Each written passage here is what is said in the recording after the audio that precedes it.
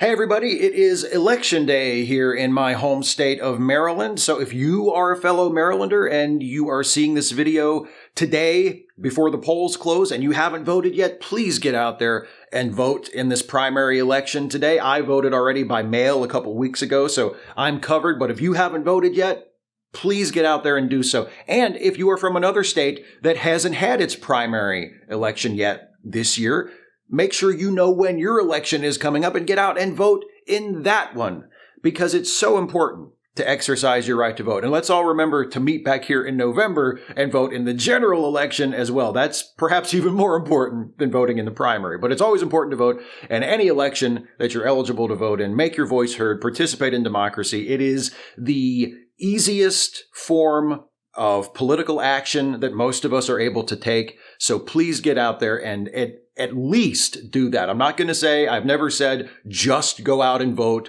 just vote. Voting's all you need to do. There's all kinds of other stuff you can and should and need to do besides voting. But voting is the easiest for most people. So if nothing else, please get out there and vote. And I want to talk about voting a little bit, not just because today is primary day in my state, but because I've seen people on social media talking lately, actually just in the last month or so, ever since the Supreme Court ruling striking down Roe v. Wade, people expressing a lot of disappointment and a lot of dissatisfaction and disillusionment in the political system. And you know, a lot of Democratic elected leaders reacted to the loss of Roe by saying, well, if you're upset about it, get out there and vote. You know, elect more Democrats, and then we can do something about this. And the response from a lot of people who I agree with, for the most part politically, was to say, well, we did that last time and it didn't work. You know, we voted in 2020 and the Democrats won and this still happened. So that being the case, what's the point? Why even vote? If you are powerless to stop it this time, what makes us think you'll do any better next time? And I get where that comes from. I understand and I sympathize with the emotion that underlies that. But that's a really simplistic view of things. And that's a really dismissive, reductive way of looking at things, because you have to vote in every election. Just because you win one election, that doesn't mean if things don't go the way you wanted them to after that you should just throw up your hands and say, well, I'm not voting next time. They didn't, they said they were going to protect Roe v. Wade and then they didn't. So to hell with them. I'm just not going to vote. That's not a very helpful attitude. I don't know any other way to say it without getting just completely undiplomatic about it. That's not a very healthy attitude to say, well, it didn't work out for me last time, so I'm just not going to vote anymore. We have elections every 2 years in this country. And if you care about the future of the country, if you care about making life better for yourself and your family and your fellow human beings, you need to vote in every election, whether you win or lose. Even if you win, but then the people you elected don't do what you want them to do or don't do what they should have done, you still need to get out and vote in every election, because that's how it works. That's the system. And like I said, it's the easiest form of political action. It's the easiest form of political engagement, to get out and vote. And it's frustrating when you vote and your side wins and then what they promised to do wasn't done, right? I get that. But saying, well, I voted last time and what I didn't want to happen still happened, so I'm not going to vote this time, is a little bit like saying, well, I called the fire department the last time my house was on fire and my house burned down anyway. So my house is on fire again, but I learned my lesson last time. This time I'm not calling the fire department. Like, you're only really hurting yourself. You know, the fact that the fire department wasn't able to put the fire out last time doesn't mean that it's the right thing to not call them to help with your burning house this time.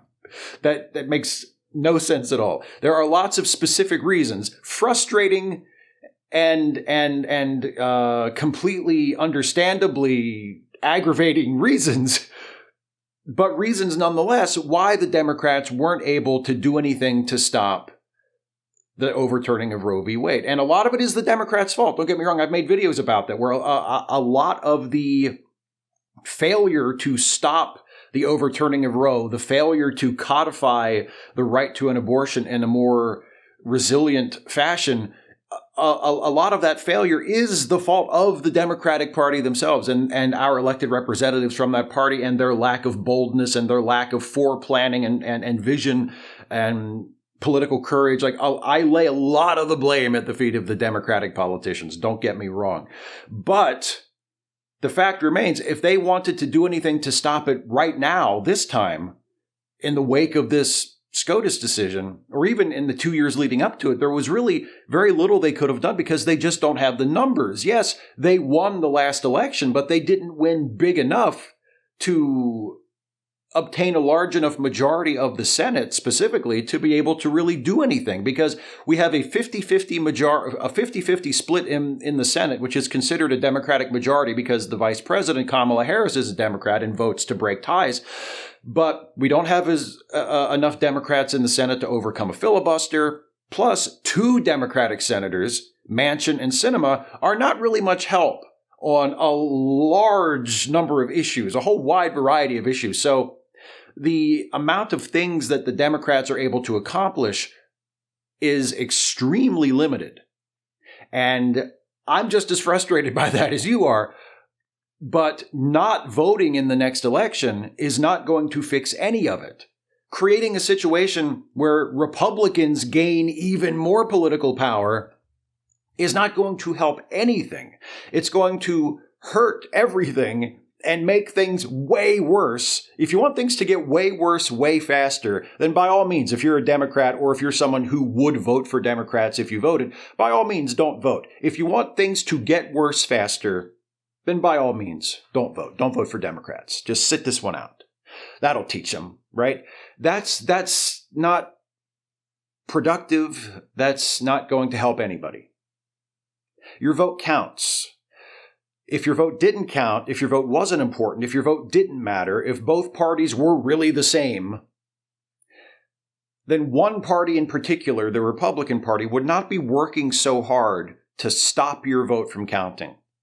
It's overwhelmingly Republicans that are behind efforts to enact and enforce voter suppression policies throughout the country. Those policies are almost all aimed at making it as difficult as possible for working class people, people of color, people who are members of populations that tend to vote more for Democrats than Republicans, to make it as difficult for those people to vote as possible.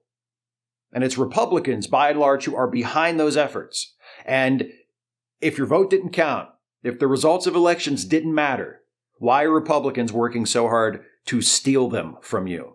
Why are they working so hard to make it difficult for you to cast your vote and working so hard to win themselves the power through courts and state legislatures to overturn the results of elections that they don't like? If elections don't matter. Elections do matter. And you know what? Set aside all your skepticism and all your disillusionment with the political system and with the Democrats. Just put that all to the side for a moment and think about this. If the Republican Party does not want you to vote, and it doesn't, if you're a Democrat, if you're a progressive, if you're a liberal, a leftist, if you're anyone left of center in this country politically, the Republican Party does not want you to vote because it knows you're probably not going to vote for one of them. Isn't that reason enough to do it? If you know that the party of Donald Trump and Mike Pence doesn't want you to vote and is actively trying to stop you from voting or to stop your vote from counting if you do vote, if you know that, isn't that enough to make sure that you get out there and vote? And isn't that enough to let you know that it does matter, that there is a difference, that for as frustrating, as infuriating as the Democratic Party is, that they are noticeably, objectively, significantly preferable to the Republicans. As much as we can talk about the things the Democrats are not doing and need to do, and I can talk about that all day, and I've made videos about that, and I'll continue to make videos about that, at the end of the day, The Democrats are better than the Republicans, and this country is better off with Democrats holding more political power than Republicans. That's just the way it is. And if that wasn't true, and if there wasn't a difference, and if Republicans didn't fear losing elections to Democrats, to progressives, they would not be trying so hard to steal them, to nullify results they don't like, to block Democratic voters from voting. So if you are a voter, and you would vote for Democrats if you voted, and it is not a hardship for you to vote where you are, vote. It's the easiest form of political action that you can take. And we need to do more than vote. I'm not saying just vote.